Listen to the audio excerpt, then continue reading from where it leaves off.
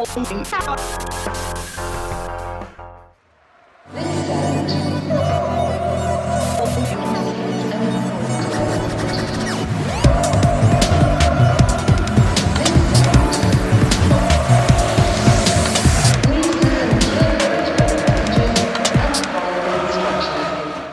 everybody. Welcome to the Blue Monday podcast, discussing the town up or down since 2015. David Diamond, would you consider yourself a romantic? You've got quite a romantic name, actually, haven't you, Diamond? I like that. Yes, I have, really, haven't I? Yeah, spelled obviously slightly differently. Yeah, I'm an old romantic at heart, I think, Ben. Yeah.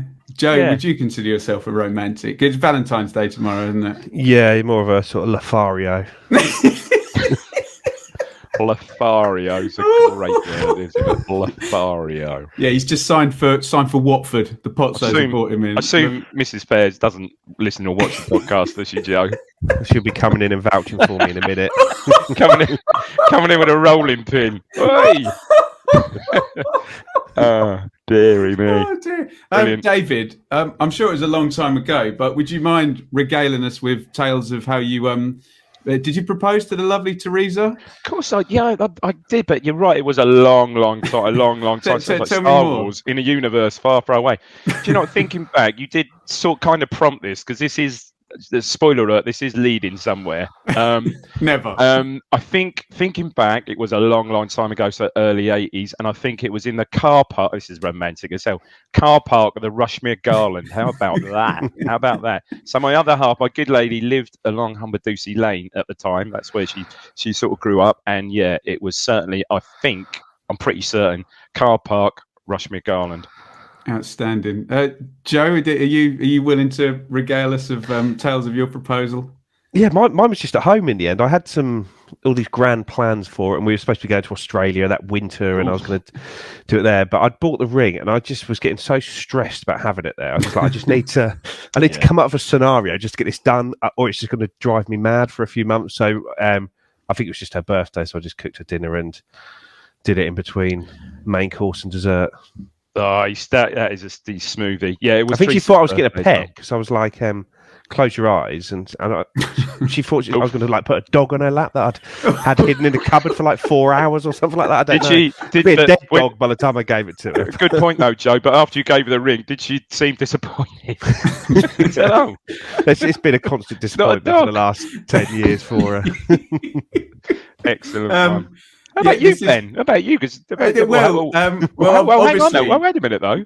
No, obviously, I'm in a lot of trouble today because I'm not married, but one of our team, the very young and very handsome, probably the most youngest and most handsome of us all, Mikey, did propose to his missus yesterday. But you see, Mikey, I've got a couple of bones to pick with him. One is the flagrant disrespect that he's put on me now, because obviously as soon as I told my missus, I was in loads of trouble because he's beaten me to the punch. But secondly, he's so trendy that it would have been too much of a cliche to do it on Valentine's Day. So he had to do it a couple of days before.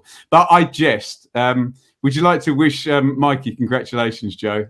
Yeah, congratulations to Mikey and Rebecca. Yeah, all the best, Mikey and Rebecca. Yeah, great. Good news. And, we're all looking forward to the Blue Monday stag probably week in Las Vegas, do we think? Well, the pre-season, the Ipswich Town pre-season tour for the stag week, isn't it? Are we not going to Joe's holiday home? Get there. Might not be quite as glamorous. No, so my argument to my missus was that until a ceremony happens, that doesn't count, does it? So I can still get in there and do it. See where you're going with that, Ben. And I made a baby as well. So I'm effectively... the disgrace. I consider myself 2-1 up. But yeah, congratulations, Mikey. And good news, mate. All the mockery. And happy Valentine's Day, everybody who's watching this today. You old romantic football fans known for their great romantic gestures. Yeah, there were several romantic inflatables going around yesterday, to be fair. I think I need to press a button to move this on. Right, we got to talk about Paul Cook again, David, because I said wrongly on this podcast last week, Chesterfield thing. Well, that's blown over, hasn't it? It's not going to happen. I'm going to give you one of those binary questions that you can say a bit of both to. Do you admire him for being a bit brave going in as low as Chesterfield? Are you surprised or? No, not really. I mean, obviously, do you think there's no other options? No, I mean, I think had he been there without having history there, and obviously quite a successful history there, I think would have been a much bigger surprise. But no, there's a strong connection there. I think he was there 3 or 4 seasons, had a great success. Won League Two, I think. I believe got into League One playoffs, I think. So we had a lot of success there. And there's a kind of Ipswich connection where he's replacing James Rowe, who was actually Ipswich born and bred, wasn't he? Who left the club, I think, about a week ago or so. Yeah. Yeah, I think he'd been initially suspended for disciplinary reasons and then sacked from there. But yeah, they're flying in the league. I think they're second in the league, a couple of points behind top with a game in hand. Just National League, not National League, to get back into the league. But they, I think they had a bad injury. Their striker broke his ankle yesterday, and which is obviously a big blow for them post-transfer window. And then they conceded a sort of injury time equaliser in the time that had been added on for that injury. So Cook is continuing to not shut up shop, it seems, maybe with a lead. 98th minute, I think it was a big 98th minute equaliser. Yeah, a real kick in the what's-its, that one. Double whammy. But I loaded up Gillette on Tuesday night and saw him on the TV and tweeted out, "Oh, somebody's looking for a job," and that took about 2 days for that to happen after that. But we wish him the best of luck. Yeah, he's a great guy, isn't he? Yeah. So good luck to him. Good luck to him. Didn't work out, as you would say, Dave. Joe's very tight-lipped on that one. I noticed. Okay. What are you gonna do? It's one of those moves. I think it's just. It's a difficult one, isn't it? Because you're going in at quite a low level, and if you fail there, and sort of Liam Richardson continues to do well at Wigan, bearing in mind they're like second, and he sort of showed when he was here as a manager that maybe doesn't come in and have the instant impact. He's someone that maybe wants to build something over time, sort of thing. So interesting one. I think it's a bit of a risky move for him, but hopefully he does well and gets him back up into the league. They're a big club and deserving of a place and start the season very well. Absolutely. We are going to head to MK along with 7,000 Ipswich fans, and David and Joe were both there. But I think we need to hear from the newly off the market Mikey Penny-Smith first, telling us all about how to buy some chicken. With wings more crisp than a James Norwood finish, ribs meatier than Sam Morsey tackle, and chicken tastier than Wes Burns, Favourite is Britain's tastiest chicken. And as a listener of the Blue Monday podcast, you can get 20% off by entering BM20 at the checkout. Order direct from their menu at chicken-ipswich.co.uk. They'll deliver anywhere within a 2.7 mile radius of the store. And if you're not quite as local as the Bond family, you can click and collect. The store is located just off Hadley Road. Favourite, Britain's tastiest chicken. Damn right. Outstanding. Outstanding, yeah. You're telling me. And the support yesterday at MK was indeed outstanding. I want to just talk about this before we get into the game and the teams and everything. Dave, I want to talk about this as an event. And can you just touch on to what extent this ridiculous away support that's just obviously snowballed is, because we are seeing this fairly well nationally with away ends just full, and as we hopefully go from pandemic to endemic, people just want to get to games, and I think away ends. To what extent is it that, and also to what extent is it buying into Game Changer and Ashton, O'Leary, McKenna? I'm not going to say it, but I think it's a bit of everything, really. It is. I mean, obviously coming out of the pandemic, last year, not being able to attend matches for the majority of the season last season, and the sort of good. I mean, even under Cook earlier in the season, I think the Game Changer. I went to Sunderland. There was 2,500 there. When Joe were at Burton, and it was similar feel the away end there. I just think it's a sort of feel good feeling around the club now, and it's certainly a coming out of obviously the Marcus Evans dire, let's face it, pretty dire era. I think it's a lot to do with Game Changer, and I mean, it's just the support yesterday was just incredible, absolutely incredible. Right, and pretty much right the way through the game. But just amazing, really. What say you, Joe? Yeah, I suppose for Ipswich fans, it's quite a local game as well, really, isn't it? I know it's 2 hours away from Ipswich, but we've got a big fan base. And sort of the further you go up the A14, just sort of Stowmarket, Berries, even sort of Newmarket, even into Cambridge, there's sort of big Ipswich followings there. And it's really close to them. And there aren't many games which are close, are there? And I think we knew that we were going to be getting a big amount of tickets. We took 3,500 there under Lambert, didn't we, when we were first down from I was at that game, League One. And that was a night game as well, so it wasn't a Saturday game. We got the chance. I think I think it's always one we take a lot to, as long as we weren't just dead and buried in the league. But with the way sort of McKenna's come in and we've won a few games, and you'd sort of see the games leading up to it, I think there was a sort of bit of a feel-good factor going into it as well, and it just sort of snowballed, really. Like loads of people. It was like a who's who of Ipswich up there yesterday. Everywhere you went, you sort of bumped into someone, and even sort of people I know that are sort of Ipswich fans and would sort of go to a few games here and there. They would go, and everyone I spoke to in the week was like, "Oh, how are you getting up to Milton Keynes at the weekend?" And sort of people that work for us and bits like that. It was just one of those, just grabbed the imagination for whatever reason and went from there. But no, it's great to see, and I think it's sort of picked up a little bit in the Nationals how many fans are going to support us at the moment. And like I say, when you think as a club, we've sort of been on a downward spiral for sort of 20 years. We haven't had a promotion in that time. We haven't really had much to shout about in that time, and we're still taking such huge numbers on the road. It sort of shows the sort of size of the club, and sort of without getting sort of too far ahead of ourselves here, I think when you listen to sort of McKenna in the post-match and sort of what he says and his reaction after the game, I think you sort of maybe realise how big an opportunity, maybe he realises how big an opportunity this is, that there aren't many, you're sort of in the sort of top 20 to 25 clubs in the country, aren't you? There's not many outside that could do this, and there might be a few in League One, but you look at a lot of these clubs that have been in the Premier League for a long time, you sort of Bournemouths, even like Reading, teams like that have had a lot more successes, like Brentford. They couldn't do anything like what we've done there, and they never will be able to. Like Milton Keynes will never be able to fill that stadium as Milton Keynes. By the time they might fill it, they'd need to redo it, because it'd probably be about 40, 50 years if they've had sustained success. But we can do that. We've got that potential, and we just need to harness it. Well, Dave, what was it like as an event? Kieran McKenna in the post match said, "Oh, it was like a Wembley playoff game where." Like a half and half thing, and Joe's already mentioned, this snowball effect of where it becomes an event rather than football matches. There's loads of people going. I'm going to go now. What was it like leading up to kick off? I think it kind of was, just excitement, really. I mean, when we bought our tickets a couple of weeks ago, I think I bought mine the subsequent. There was another release, I think, last week, but I bought mine sort of the week before, so.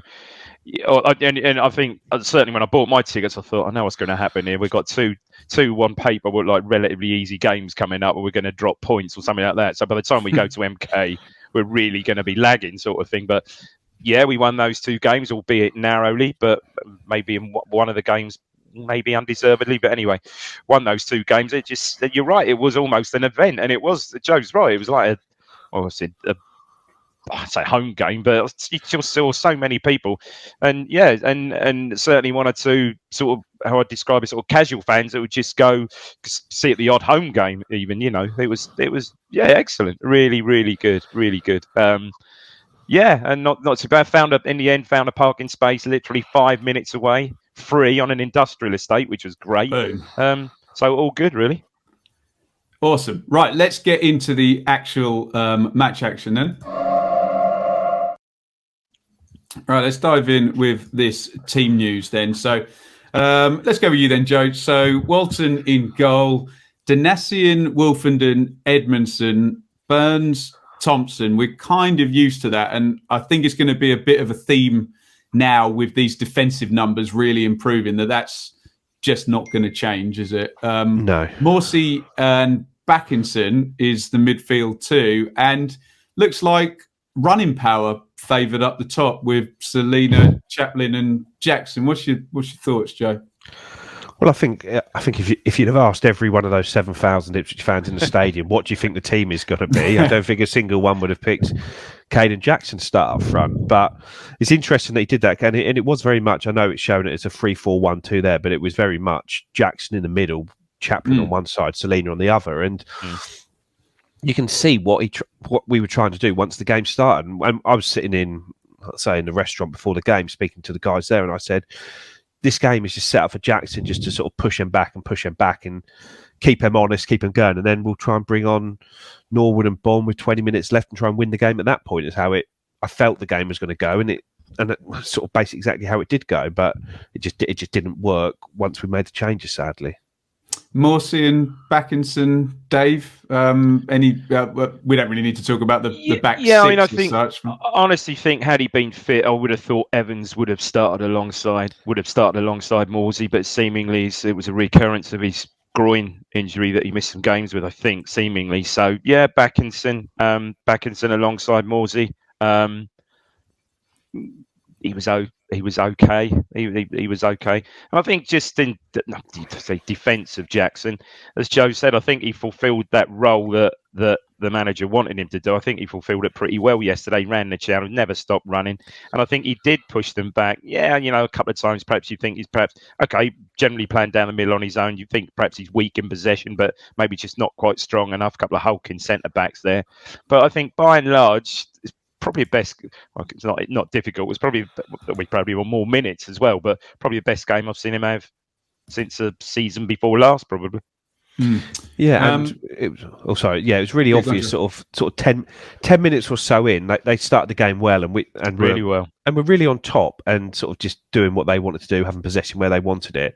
But it just seemed like Jackson pushed a bit further up, and from that point on, I thought we controlled the game. I thought we played the game on our terms, and we really knocked them out of their stride. And they were having to go a lot longer than they wanted to. They were a lot more stretched. Their centre-backs weren't having possession in our half of the pitch, which they had done early. And I think a lot of that was down to Jackson's sort of honesty in running at them and keeping them honest as well, not just cheating a little bit. They were scared of his pace. As soon as he got the ball, they were scared of his pace. And I thought he did a really good job in the sort of in executing the game plan that McKenna wanted, because he seemed very controlled in his performance. And it's a little bit frustrating because I say, without sort of trying to defend Jackson too much, when the team was announced, you just see so much criticism of it. It was the same at Wimbledon. We played there and we went there and won with him in the team.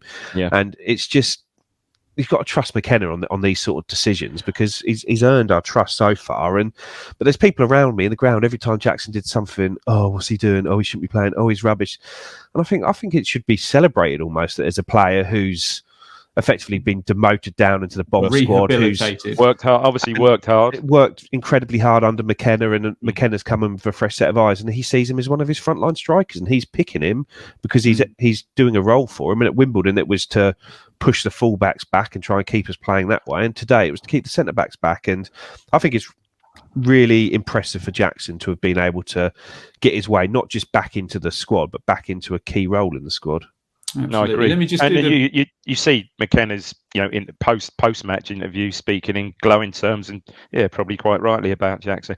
Having said that, Morsey first half was just outstanding first half. Let's just get the rest of the teams done before we get into the action. So bench for Townend, Ladke, Burgess, Vincent Young, Carroll, Aluko, Bon and Norwood. For MK, a few familiar names, and I think we all admit a very good, well-coached team over 2 years now, really. Coming in goal, the legendary Lewington, who I saw play for Wimbledon about 20 years ago at the hockey stadium. He's 850 games, incredible tenure from him. Darling O'Hora, Watson Harvey, Coventry McEachran, you can still find him. Corbeneau, Parrott, who we know a lot about, and Twine, who's probably going to be playing in the Championship by whatever means next season. So I'm really interested in picking up on these themes as we go, because we've had many conversations on the pod in the McCarthy days about being slightly too concerned with what the opponents are doing and matching up and just attempting to stop them. And then latterly with Paul Kirk, kind of the binary opposite, just so ingrained in what we're doing and not particularly much paying attention to what the opposition's doing. I wonder, and you can talk about this as a theme as we go through, particularly with what you were saying about these bespoke lineups for different games, and you're going to use a pacey striker in a game against a possession team who are going to leave spaces and going to need hemming back. I wonder whether we might have the best balance for a few years in terms of tactical setup, taking into account our own philosophy. And God, if you listen to McKenna and Manning, you'll hear the word culture or philosophy said about 50 times in 10 minutes. But I get what they're. So I just wonder whether that's something we can kind of drop into. Who wants to go first then? Dave, you want to talk about the first half and MK starting well? Yeah, they did start well. Quite a lot of possession, and you sort of first 10 minutes, you fear the worst. I mean, I went to the game, and probably Joe, you would say the same. 7,000 away fans at the game, brilliant. What an atmosphere! How many times, home and away, over recent seasons, have we seen big games like this come along? Great away following, great expectation, and we just haven't turned up. And they didn't really create a lot first 10 minutes, but a lot of the ball quite deep around our box, and you think, oh, okay. But then we just seem to, as Joe said, we sort of got a foothold on the game, and pretty much the rest of the first half, generally, other than the final 5 minutes, I guess, of the first half, when they did go close, we pretty much dominated. And Morsey, you just see the difference Morsey makes, a couple of never, very, very seldom ever. I don't think I saw him give the ball away first half, and a couple of times, dropped his shoulder, broke the line, darted through. We just looked in. It was just really encouraging. Didn't create too much. Jackson had perhaps an effort. We was played through on the right where maybe he could have gone across the keeper, but a good enough strike on target, sort of keep us near post. 60 accurate passes from 66, 91%. Yeah. Backinson grew into it, I suppose. A couple of times he got caught on the ball first half, but a couple of misplaced passes. But again, he got a bit of criticism. But I thought overall, but again, of course, he's playing alongside Morsey. I thought it was probably his best game, easily his best game I've seen him have to date. Yeah, I thought his passing was quite progressive as well. He was sort of trying to play through the lines and not too safe. He wasn't. Backinson, he wasn't too safe. Generally good, really encouraging. I think, as Joe said, I think our setup, how we set up, really just threw them off. Just completely threw them off their game, really. And I'm coming on that, Joe. Going back to your earlier point about sort of Cook, the ultra pragmatist, compared to the ultra will stick to exactly what he wants to do, where McCarthy would try and stop them. I think with the squad we've got, we almost are now in a position where we're setting ourselves up to try and hurt the opposition rather than we're trying to work out what their weaknesses is and set up to play against their weaknesses. Maybe that's because when Mick was here, we didn't have the squad to do that to most teams. Not lately, so it was trying to just stop them. But it does seem McKenna, there's different game plans for each game. Like I say, you look at it, and it's sometimes it's two up front, sometimes it's sort of one centrally. It's a striker's pushed really wide, and it's like we've got a solid base to our team, and we use that front 3 or 4 just to try and ask them some different questions. And like I said, we haven't scored enough goals in recent weeks. And I think sort of Tuesday we had a lot of chance against Doncaster, and had that been 3-0, I think people would maybe be a little bit more positive there. But I thought yesterday, I think it was just one of those games where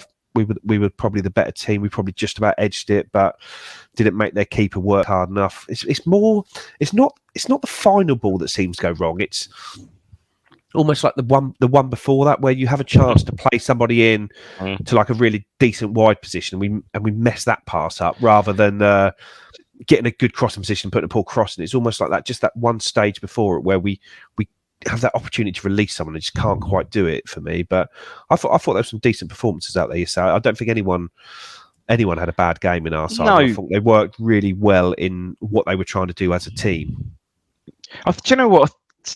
Could Selena do more? Selena slightly disappointed me yesterday, and I think the point you make about that sort of final ball and stuff, there was once or twice, and it's been once or twice because he's so good, because we know he's so good at this level. For God's sake, sometimes he just frustrates me a little bit, and he did a little bit yesterday. You think, could he really be getting on the ball a bit more, Selena, and perhaps doing a little bit more to hurt them? But I think he got more into the game second half, maybe. I think, as the game went on, but also when you compare it to the start of the season when we played MK Dons, we drew 2-2, so we got a point. They the same result around us, didn't they? We were, like I say, we got the goals, but 2 really good goals, weren't they? Sort of Bonds first, especially, our press against them was an absolute mess. They did exactly what they wanted to do all game and sort of hit the bar at the end. And it was one of those games that could have been 7-3 or something like that to them, but it ended up being 2-2, and it was sort of saying, oh, yeah, a decent side, decent point. But I think it was one of those, it wasn't a particularly repeatable performance that we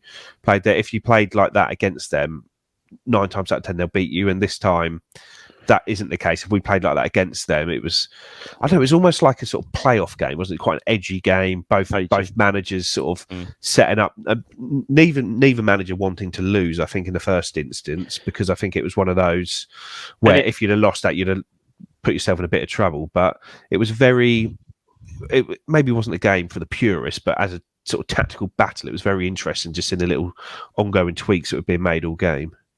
And the pitch didn't lend itself. It was bobbly, wasn't it? And I know they watered it at half time in there, but it was quite, I suppose it's quite windy as well, but it's a lively pitch. The ball was a bit bobbly. It's one of those, wasn't it? Not like, I remember the game Portman Road early in the season, well watered pitch, green, lush grass, and, they were just zipping the ball about, but it wasn't a pitch that you could do that yesterday, was it?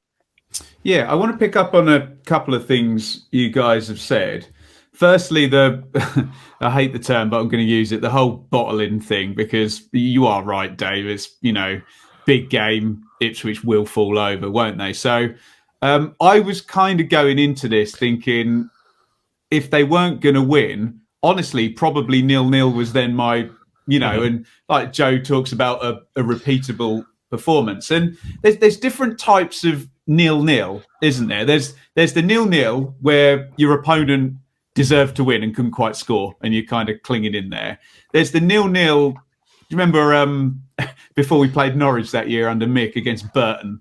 It's just crap, and both teams could have been there until 7 p.m. and nobody's scoring.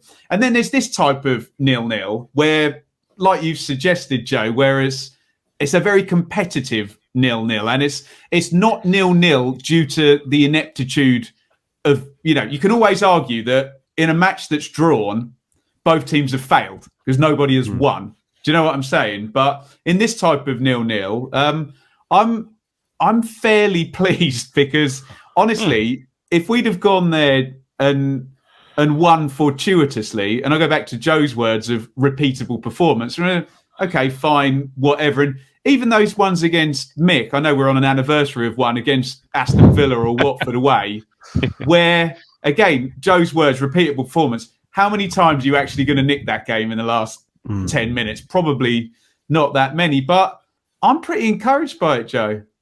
Yeah, and I think there was an element of, I know we're sort of jumping ahead in the game here, and a little bit just fine. What Mick used to do was, it's sort of like, I just want to get to 0-0 at 70 minutes, and if I can get there... Bring the goal trick on, yeah. At that point, we got a chance, and it felt a bit like that yesterday. We got to about 70 minutes, but at that point, we were playing quite well at 0-0, and I think he wanted to get Norwood and Bon on, but when we did bring Norwood and Bon on, we lost control of the game, I think. We had a very sort of controlled style, and we were stopping them playing, but when those two came on, sort of Norwood's very chaotic, isn't he, the way he plays, and which can be a good thing. Flies around a bit. It can be a good thing, but in a game like that yesterday, where it was very tactical and very intense on the sort of concentration levels of the players, it just wasn't a game for him. It didn't look for me. And when he came on, he gives away the free kick at the end, which is just by being sort of overzealous in a bad area. And I think maybe the sort of changes I'd have looked to maybe get Sonny Aluko on for Chaplin, and then maybe Bon on for Jackson, because Bond's capable of playing that sort of controlled role. But I think just bringing the two on was effectively a chance, like, we're in this game, let's just try and get some balls forward and catch them like that. But it didn't ever really come to pass once those two came on. I think once they came on, the game, we sort of lost that control we had, and they probably ended the game slightly stronger than us. Chaplin was good. I thought Chaplin had a good game yesterday, but our goalkeeper's just magnificent. Absolutely magnificent. Brilliant yesterday. And you can check out our excellent interview with Christian Welton. Tell you. How old is that now? Richard spoke to him about 8 weeks ago. But yeah, good, smart cookie as well, isn't he? Look, you just the confident. I mean, clean sheets with that under McKenna, but you're just so confident. Comes for crosses. It's just sort of sweeper keeper role side of it, isn't it? He plays quite high up behind the defence. He does. Yeah. No, so those numbers then, great. Six clean sheets in 9, which is very impressive. Obviously, earlier in the season, we were the leading goal scorers in the division, I think, and the team involved with the most goals in total in the games for various points across the whole 92. One goal conceded in 5 games, and I don't want to sound like a biased football fan, but when you reflect on that goal against Sheffield Wednesday, it was very much as one of those where you just get caught, don't you? But look, I think you guys have done the game. What really interested me is I listened to Kieran McKenna's interview afterwards, and just on my YouTube suggestions, Liam Manning's one came up afterwards, and I thought, do you know what? I'm hosting the pod tomorrow. I'm going to listen to his as well. And 2 things struck me. Who are we going to now? Joe. One was the similarities between what Manning and what McKenna was saying and how they were talking about football and what they were doing. The second thing were the glaring differences between how Mick and Paul Lambert and Paul Cook would describe a game. And I kind of thought, is this now how managers? It feels a lot more honest and a lot less rhetorical. Is that fair, Joe? Yeah, I think it's just the changing of any sort of jobs at the moment, isn't it? The younger people are taking charge. The sort of 30 to 40-year-olds now are, and it's very different, especially if you're managing younger people, the sort of 18, 19, 20, 21-year-olds. There's no such thing really now of this is my way and what I say goes. You've got to explain your decisions to people, and people are used to working in environments like that are more professional environments now. It's not a case of a man leads the in sort of environment and he just says what he says, everyone has to fall in line with it or they go. No, you can't treat people like that in jobs these days, or you won't retain good staff. And there was an interesting, it was on, I'm sure, EADT and TWTD with McKenna talking about Liam Manning pre-game, and he's basically saying that there's some really talented coaches in the academy systems. The academy systems obviously changed sort of 20 years ago or so, and you've got these people that have come the whole way through that. They're professionals and they are professional coaches. That is their profession. It's not we're finished playing and we need to find something to do, and without sounding sort of too like that, but someone like Gary Roberts, for example, who's 37, never done a coaching badge, and then all of a sudden he's the assistant manager or first team coach at a League One side. That's not how it works anymore. You need these people that are proper professionals and proper willing to learn, and they do degrees on it and working through their courses and their pro licenses. It's not a simple path to the top now. Ex-players can go coaching. It is, like I say, it is a profession, and it's been going on in Germany for a long time. You look at the top German managers, and you're not talking about people with glittering playing careers. You're talking about people that have done a lot of sort of coaching. And you look at like the Hoffenheims and the Leipzigs and teams like that, these upwardly mobile teams, and they're appointing sort of 30, 31, 32-year-old managers to come in that are managers. And I know Klopp had a playing career, but it's a playing career of very little note, and he's done the hard yards on the coaching circuit. And England seems to be catching up with Germany in that regard. And you see, like I say, when you look at the EFL, a lot of these appointments now, it's the under-23s manager who's got up. It's someone from inside the club, the academy manager, people who have been coaching for 10, 15 years. And obviously you're still going to get your Steven Gerrards, and your Frank Lampards, but they surround themselves by people who have been on these coaching journeys as well. They're smart enough to do that rather than just looking for the sort of next cab off the block, really. God, I'm looking down the Championship real quick. Marco Silva came that way. Scott Parker's there. Warburton, maybe not. Corberon, yes. Cooper, yes. Nathan Jones, yes. Ryan Lowe, yes. Neil Critchley, yes. Russ Martin, yes. Crikey, you can nearly go, Steve Morrison's doing it now. Yeah, interesting. And Dave, I don't want to seem like I'm beating up on a couple of our previous managers, but Paul Lambert, you would very much hear this. And you would think you're not being intellectually honest there when you're saying, I thought we were great. And it's like, come on, who are you kidding? And Paul us up, wasn't it? Yeah, Paul very much this. No, keep going. We keep training. And that sort of thing feels a lot more listenable now. Actually been told. It is, and I think you hit the nail on the head. If you listen, I listened to Manning's interview, I've watched Manning's interview as well, and it's really very similar. Very, very similar. Extremely. And as Joe said, it's just probably just reflects the sort of coaching journey they've had to date, really. Right, let's have a look at the League One table and see what all of this means. So Rotherham, the machine, won at Sheffield Wednesday today. They are now 9 points clear. Although probably the number we need to look at is Rotherham are, what am I looking at? 11 points clear of third place, because Wigan in second still have a load of games in hand. Look at their goal record. Scored 57, conceded 18. Incredible. Best attack, best defence. They are the machine, aren't they, at League One level? Yeah. But once again, in terms of could it have been worse? Okay, Plymouth are on a 3-game win streak, but MK obviously drew because they play us. Sunderland will have now put Alex Neil in. Maybe I'll get your views on that, actually, guys. Wickham are slipping, 2 points in 4 games. Okay, Plymouth are on the win streak. Oxford lost late on to Bolton. And Sheffield Wednesday lost, obviously, to Rotherham today. So, Dave, is there a little bit of an abating? You know, Joe and I were crunching the numbers last week and it all looked incredibly depressing, but they've all actually dropped off, particularly if you look 3rd, 4th, 5th, 6th. Okay, take Plymouth out again. But 3rd, 4th, 5th, 7th have all scored 2, 1, 2, 0 and 3 in the last. So there has been a little bit of a drop off. So could have been worse table wise, couldn't it, Dave? Oh, absolutely. That does give you hope. I mean, I think you need to look over. You look forward. You beat the next team. You know, take, as you say, cliche, take each game it comes, but win the next game. But looking over our shoulders, Bolton are on a pretty good run, aren't they? And they've got a game in hand. They're on a hell of a run. Maybe similar.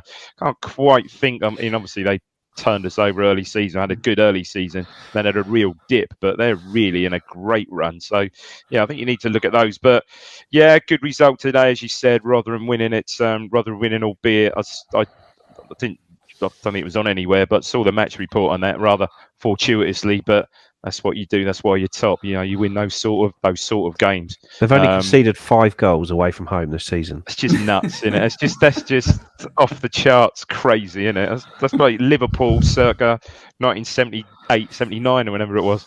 16, well, slightly more than that, but it's I mean, looking at the teams, Wickham aren't in great form. I mean, obviously Sunderland. I mean, and getting back, I don't know, Joe probably say about this.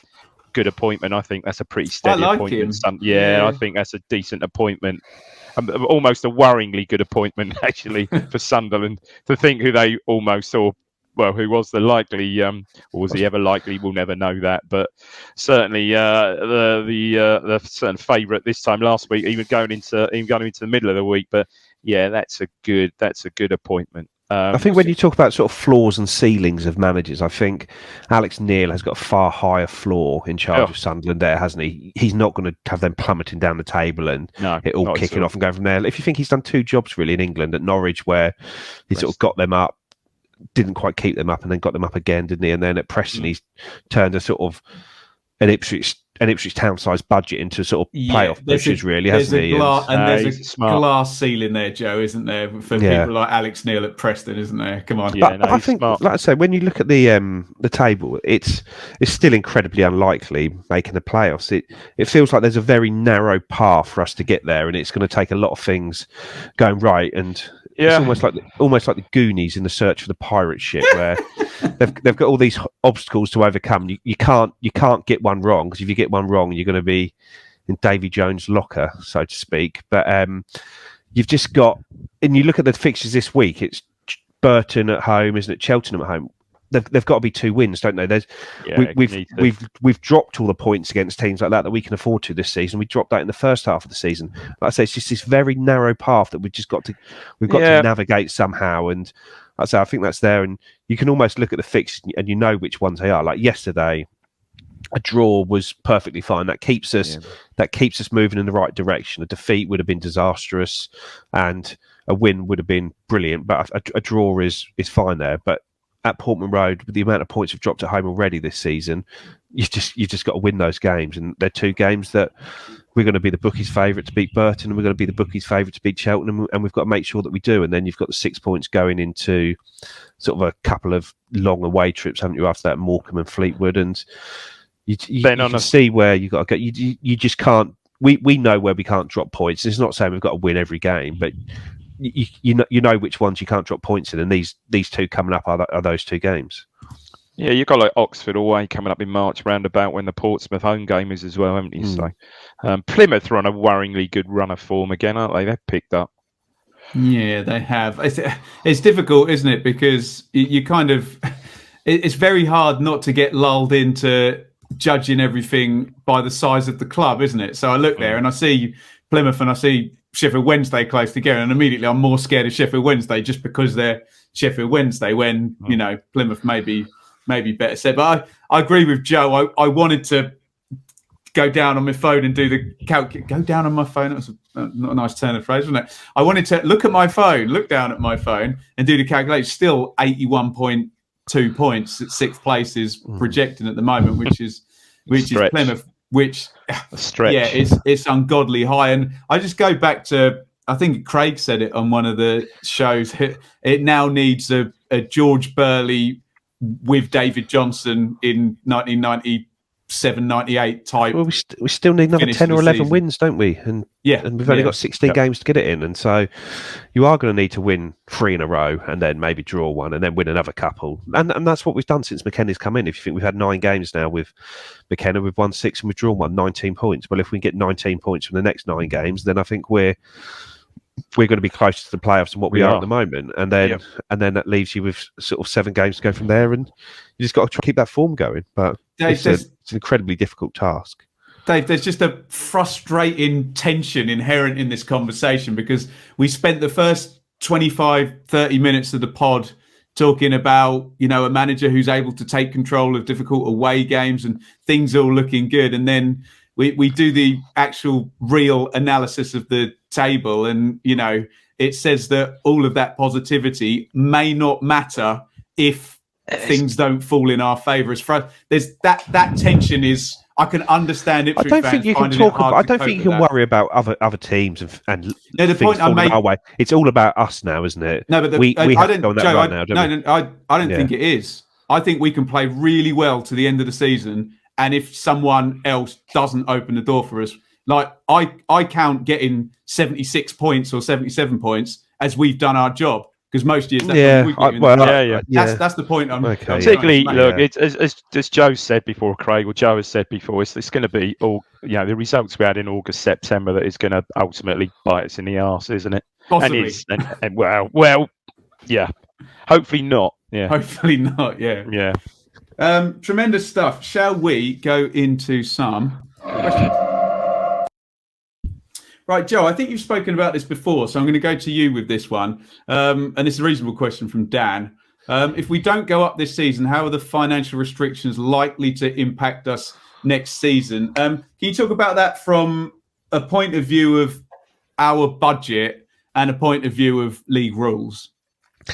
Well, our budget is effectively down to our owners, how much they're willing to spend, in that there are ways around the league rules in this league that you can just inject more sort of effectively income into the club to up your turnover to the wages. But I think we've been able to have a higher wage bill this year because we were able to raise sort of 2.5-3 million or probably 3 million in transfer fees from your Downs, Dazelles, Bishops, Lancasters, deal is worth, Ed Sheeran sponsorship deals. Yeah, so it's a case of, will we need to sell a player in the summer? Or, well, we might not need to, but if we get an offer in for a player in the summer, say someone comes in and puts 3.5 million on the table for George Edmondson or someone like that, then will there be pressure to sell him? And I think if you're in League One, there's always going to be a pressure to sell players. If you get good offers on the table, we're not going to get mugged on anyone because we've got good financial backing. But this was very much a one-year project when you see the money spent on Macaulay Bonne, Burst Selena, and obviously we've since made it permanent, but Christian Walton, those 3 would have been hugely expensive loan deals. And it's just, does the squad sort of pare back a little bit in the summer? Or we've obviously trimmed it back quite substantially in January, really, when you look at who's gone out to who's come in. There's sort of 7 or 8 out and only a couple in, but it's just a case of what really McKenna wants to do. But we're whatever happens, we're still going to be a club with a huge budget in this league compared to the majority of our peers. We might not, if Sunderland and Sheffield Wednesday stay down, we might be the third biggest budget in the league, or if Derby come down and have a takeover, we might be the fourth biggest budget. But we're not going to be the eighth biggest budget in this league. We're going to have a budget that, if we do well, will allow us to win the league. Yeah, 100%, 100%. Dave, this is FPL Tractor. I have faith in McKenna to add a little more cutting edge. Do you? Now, I've told you off over the years for using the term cutting edge and ask you to be very specific about what you mean by cutting edge. So FPL Tractor's using the term, but Joe's already mentioned maybe not scoring as many goals as possible. Is that just a symptom of who we've played against in a couple of games, or do you think that can flow a little bit better going forward? Yeah, I think it can flow a little bit better. I mean, I wouldn't say, other than I suppose Doncaster on Tuesday, we did create probably more chances in that game. Or look, we're playing for goodness sake than we have in a good few games, because certainly when taking Macaulay Bonne as an example, all right, he scored 1 goal in 17 games, but probably for that many vast now? majority of the home games, but eight of those games.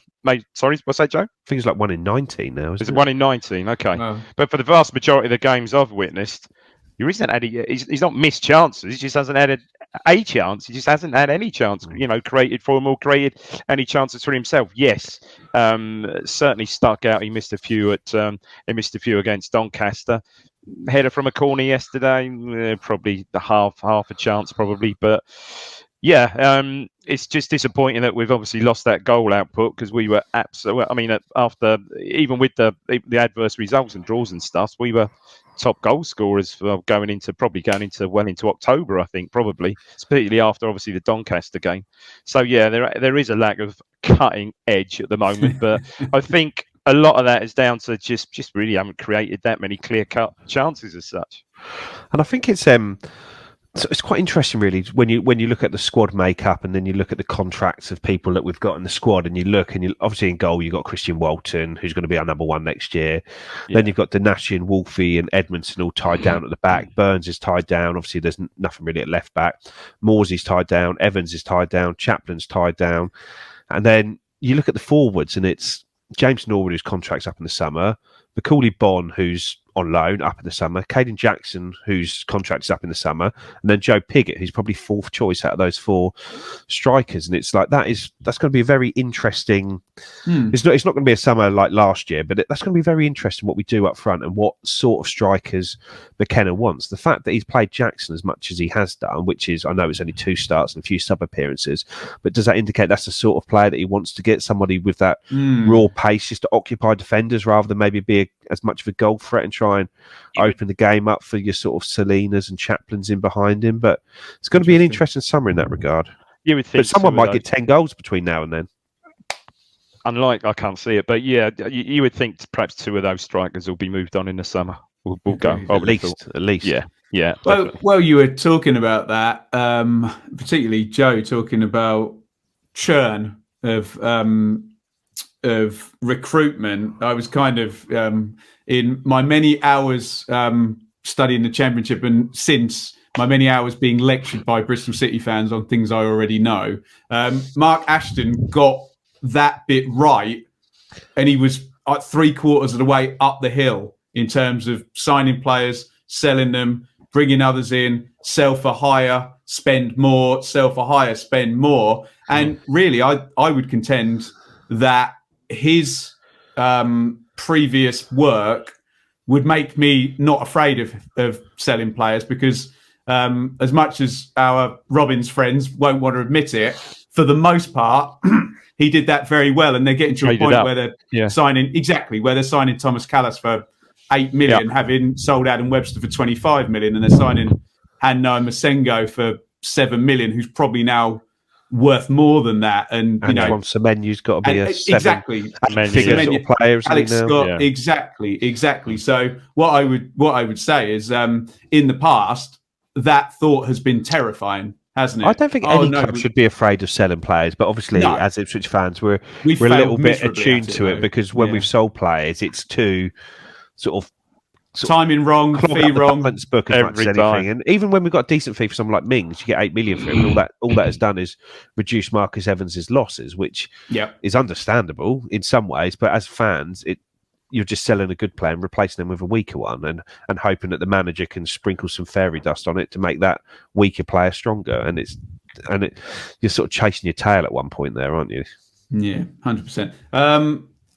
Well, Bits, he's getting a bit confident now, isn't he? This is if you're watching on YouTube, a picture of our very own Craig Finbo there. Very nice. His question is to me, and I think he's been a bit of a showhouse here. When will we see Mr. Bloom at an Ipswich game again? I would just like to say in my defence here, I now have a nice situation on Saturday afternoons that allows me to stay home with my lovely missus and young baby and still accrue. Not propose. Yeah. Stay single. But I will try and get to a Tuesday nighter. Well, hopefully we'll play Milton Keynes in the playoffs and it'll be just on your doorstep. On a Tuesday nighter, yeah. And then the first game next season will be Luton. Yeah. It'll be nice. Well, let's say this one feels a little bit contrarian, but I'll throw it in. This is Dave. One man's tactical genius is another man's inept tinkerman. Now, I'm going to pour water on the exaggeration for effect. Okay, can let's move the boundaries in there. Where do you stand on today's team selection? What do you think to that? I suspect the undertone there from Dave is that he didn't like the team selection, but obviously let's not get into geniuses and ineptitude. I think it operates in a far narrower sphere than slightly hyperbolic language like that. Yeah, there's a solid base to the team, isn't there? There is, yeah, which helps. So you can perhaps make this easier, make those sort of perceived radical changes. As Joe said, no one would have anticipated Jackson started in a game like that yesterday. But with hindsight and looking how the game panned out, he got it right. So if Lee Evans is fit, you know what the back 8 of the team is going to look like, don't you? Yeah, so it's just the 3 players in front of them, and it's just it is. Trying to ride the hot hand almost. I must admit, yesterday, the one thing I'd have liked, like Joe said, I'd have liked to have seen a Luco a bit earlier. I think he could have had a little bit more influence on that game yesterday. And I'm surprised that he didn't come on. Perhaps he didn't change the 3. I mean, maybe changing 3 is, with 15 minutes to go as a stretch, but from what you guys were saying, and I wasn't there, as Fitz has pointed out. It sounded so tense that you just don't want to go too early. And like, no, you don't. Also, like Joe said, maybe if he'd gone slightly earlier with Norwood and Bond, things might have gone the other way as well. I'd have gone for like. I think I'd have got a Luco on for Selena yesterday, a little bit earlier, I think. But yeah. This is from our own Craig. Dave, we'll stick with you on there. So one of the many weaknesses of the previous 2 managers was being outthought with a TH, both before and during the matches. The way that we're now set up, both match to match and organised, changed throughout games. Looks like doesn't look like it's going to be a fail in McKenna's. I suppose we've spoken about that and the bespoke approach, but I think we agree. It's a question from another Dave. Lots of Daves in the chat today. Everywhere. Bloody everywhere, aren't they? Just talking about lack of goals. I think we talked about that. This is an interesting one, guys. Lee, not wishing to be Nelly negative. The way other results went, can we say this was a missed opportunity? There's always that argument, isn't there, Joe, that if other people aren't winning, you can't argue with the fact that you would have been better off with 3 points than 1. But to what extent is that relevant, Joe? Well, every game you don't win is a missed opportunity, but I don't think there's many fans that would have been. If you'd have said, "Look, we're gonna get a point. We're gonna come back from there. We're gonna put in a good performance and get a point." I think most people would have been quite happy with that. I think, like I say, I think it was a step forward as a performance and a step forward in the league table there. But I say, yeah, obviously you prefer to win, wouldn't you? But I think if we'd have gone there and had a game like you were talking about earlier where they just couldn't score and they've battered us and it's finished 0-0, I think you'd come away from that game thinking, oh yeah, we got a point, which is good, but ultimately miles away. Yeah. We've gone to Sheffield Wednesday and we've lost, we've gone to Bolton and we've lost, and then we've gone there and while we've got a point, we haven't made any progress, but it felt like we'd made some progress on the pitch, and a point is a decent result there. And again, Dave, it's almost the fairest thing on Kieran McKenna to do would be to judge it on the games that he's managed and the points per game on that, and say, well, that's more than good enough, and he's not responsible for the crimes of earlier in the season. But unfortunately, we have to judge it by the context of the whole season, don't we? Yeah, we do. No, we really do. And it was it's easy to say, under Cook, would we have got a result there? Probably not. Probably not. I think there's a bit more steel to us now, a little bit more character, I think, to us. Perhaps is what it is. And I know I said a few minutes ago, Morsey was a huge Steel Panther. Yeah, Morsey was a huge player for us yesterday, and you could see how important. Fan. You could all around my hat. Steelers wheel. You can see just what a difference he made. I'm out. Yeah, I think we could have gone there and won under Cook, but we could also have gone there and lost 3-0. 5-2. Yeah, I'm not convinced. We might have gone there and nicked a 1-0, or we might have lost 3-0. But I don't think we'd have lost 3-0 there under McKenna, which is we would sort of narrowing the sort of the types of results you can get under him. And I think that's what happens if you become a solid defensive team. You sort of get rid of a lot of the bad results, and comparing the two games, similar sort of games, I suppose. Playing against sides in similar positions. Take the Sunderland away game where that was just Cook really. We probably battered them, but no way did we deserve to lose this game. But under Cook, some one reason or another we did. Walton comes for a cross, he misses a cross. That just wouldn't. You can't see that happening now. I just want to quickly touch because obviously the back, you got a settled back, as Joe said, you got a settled. Well, when Evans plays a back, 8 players there, from midfield, from midfield back. But you just couldn't see that happening now. And I think the thing that, well, I'll speak for myself rather than fans. Period. Will be I'm more accepting of is. And yes, taking into account resources and higher league under Mick, but that was a solid defensive team. But that wasn't going to control a game. They would control a game without controlling the ball. We control the game with the ball, don't we? Did we have more possession than them yesterday? I thought we did. 53. I think we were just off, weren't we? Was it 56? 53. BBC said 53. And I think we had. So there can't be many games. How many games in their half than them and things like that? Oh yeah, you're right. Games are they going to play? How many games are they going to play this season where they don't have the majority of possession? You're right. We played the game on our terms, didn't we? Yeah, we did. Yeah. For any pedants that want to comment on the last 30 seconds, all 3 people on this podcast understand that you don't get any points for having more possession, but it seems impossible to discuss that without somebody trying to point that out as some kind of flaw in your conversation. Right. We need to wrap up, boys. I am at liberty here to say, bad news. ITFC women 2-0 up at Crawley before the referee abandoned the match due to wet conditions. So, can't get much luck at the moment, can they? The ladies' team, a couple of 0-0 draws, finally get a couple of goals, and the game gets called off after catch a decent length trip. And we are doing a book club pod where there's going to be a review of the Paul Mariner book with Mark Donaldson. So keep your eyes out for that. That is the parish notices done. Burton at home, David. 3 points. Got to be, as Joe said. Got to be 3 points. You're such an arrogant Ipswich fan, Dave. Your sense of entitlement and divine right is... I'm not that, but it's got... if we've got any pretense at all of what would be, let's face it, gate crash in the playoffs, we these next 2 home games we need to win. Yeah, so I'm just looking at the numbers. They're not the greatest form, are they, Burton? No, they're not. No.